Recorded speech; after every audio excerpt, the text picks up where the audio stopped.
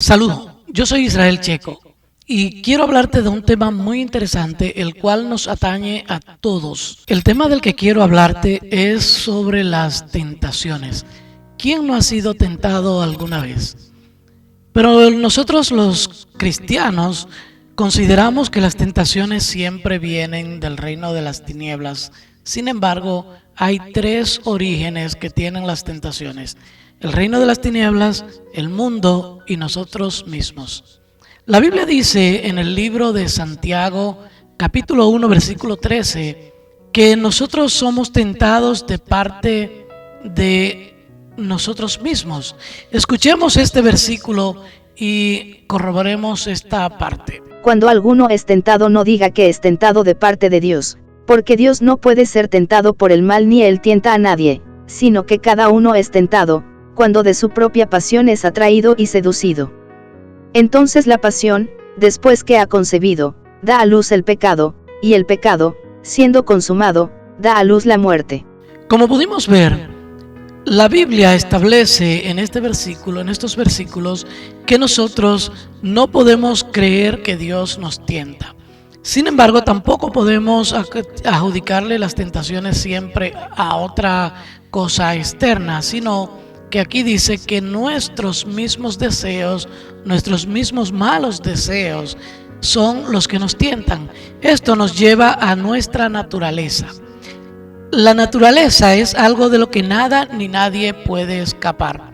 O sea, tú eres lo que eres y siempre habrán resultados por lo que es tu naturaleza. Sin embargo, aquí dice que cuando de nuestros malos deseos somos tentados, luego esa tentación concibe, o sea, es preñada y da a luz al pecado.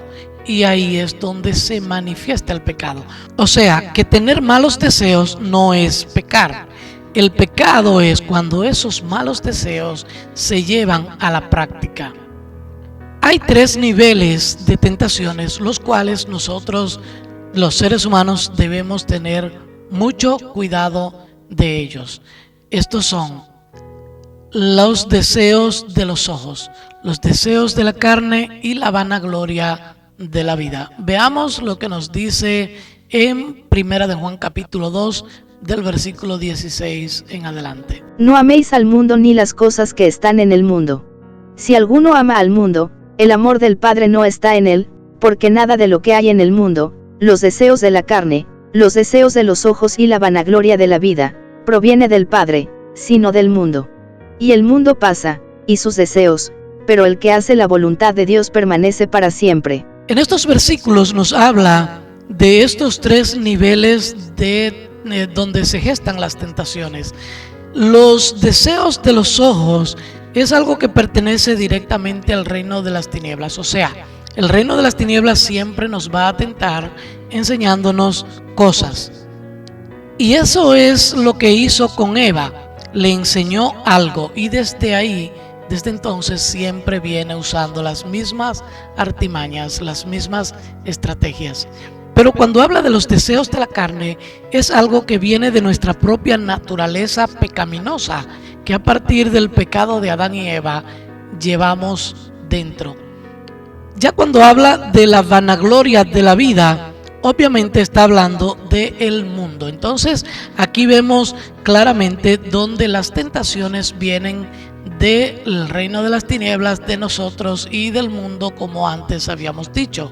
Sin embargo, cuando el apóstol Pablo nos aconseja en Gálatas capítulo 5, del versículo 16 en adelante, sobre el pecado y los deseos de la carne, nunca menciona los deseos del reino de las tinieblas, sino que más bien nos habla de los deseos de nuestra propia carne.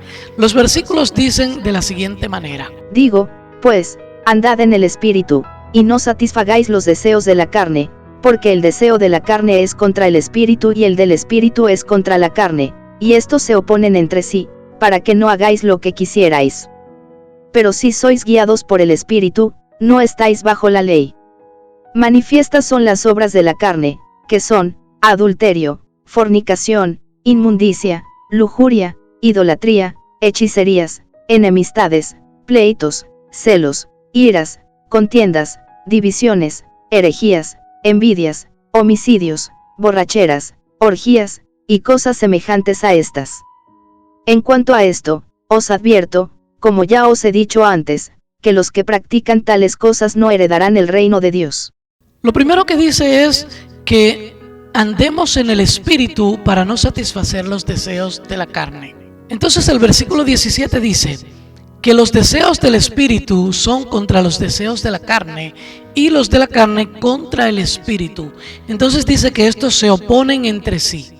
Si dice que estos se oponen entre sí para que no hagas lo que tú quieres, entonces la gran pregunta es, ¿qué es lo que yo quiero hacer realmente? Obviamente, según estos versículos, lo que yo quiero hacer no es los deseos del Espíritu, sino los deseos de la carne.